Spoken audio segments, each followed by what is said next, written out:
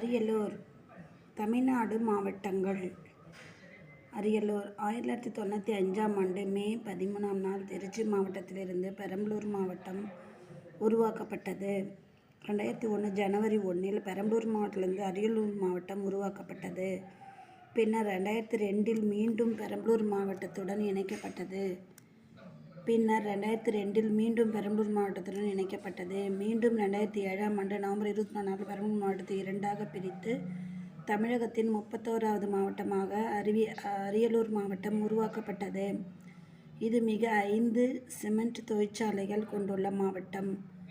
மதுராந்தகத்தான் என்று அழைக்கப்பட்ட முதலாம் ராஜேந்திர சோழர் தன வட இந்தியா வெற்றியை கொண்டாடும் வகையில் கங்கை கொண்ட சோழபுரம் நகரை நிர்மாணித்தார். வீரமாமுனிவரால் கட்டப்பட்ட ஏலக்குறிச்சி மாதா கோயில், கங்கை கொண்ட சோழபுரம், மேலப்பவழுதூர், கரைவெட்டி, பறவைகள் சரணாலயம் போன்றவை முக்கிய வழிபாட்டு மற்றும் சுற்றுலா தலங்களாகும். திருமழபாடியில் 750 கிலோ எடையுள்ள வெண்கலத்தால் ஆன திருவள்ளுவர் சிலை அமைக்கப்பட்டுள்ளது. இதுவே தமிழகத்தின் திருவள்ளுவருக்காக அமைக்கப்பட்ட மிகப்பெரிய உலோக சிலையாகும். ஜெயங்கொண்டத்தில் டைனோசரஸ் படிமங்கள் கண்டெடுக்கப்பட்டுள்ளன.